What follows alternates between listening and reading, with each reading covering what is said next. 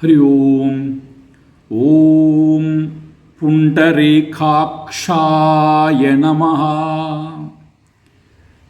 111வது மந்திரத்துக்கு நாம் போகின்றோம். புண்டரீக அக்ஷய, ரொம்ப அழகான சொல்.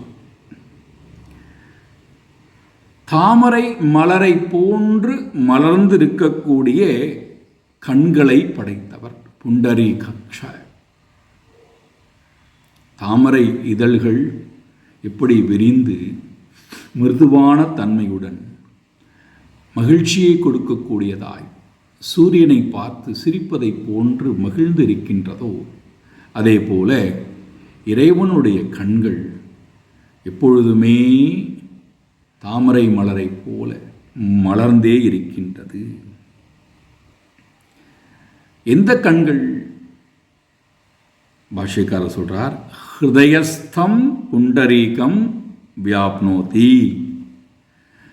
ஹிருதயம் என்று சொல்லக்கூடிய ஹிருதய கமலத்திலே இறைவன் ஹிருதயஸ்தம், ஹிருதயத்தில் இந்த தாமரையை போன்றிருக்கக்கூடிய அந்த மலர்ந்திருக்கக்கூடிய மனதில், ஆனந்தமான மனதில், அமைதியான மனதில், தூய்மையான மனதில், மலர்ந்திருக்கக்கூடிய மனதில் ஹிருதயஸ்தம் இருந்து கொண்டு புண்டரீகம் அஷ்ணுதே வியாப்னோதி, அந்த ஹிருதயத்தில் இருக்கக்கூடிய தாமரையை அடைந்து அதிலே பரமாத்மா எப்பொழுதும் வீற்றிருக்கின்றார், நிறைந்திருக்கின்றார்.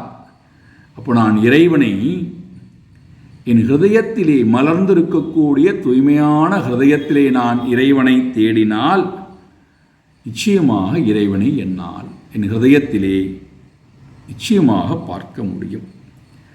அவ்வாறு பார்ப்பதன் மூலமாக என்னுடைய மனம் மலர்கிறது, ஞானத்தை பெறுகிறது, ஆனந்தத்தை அடைகிறது. ஹரி ஓம்.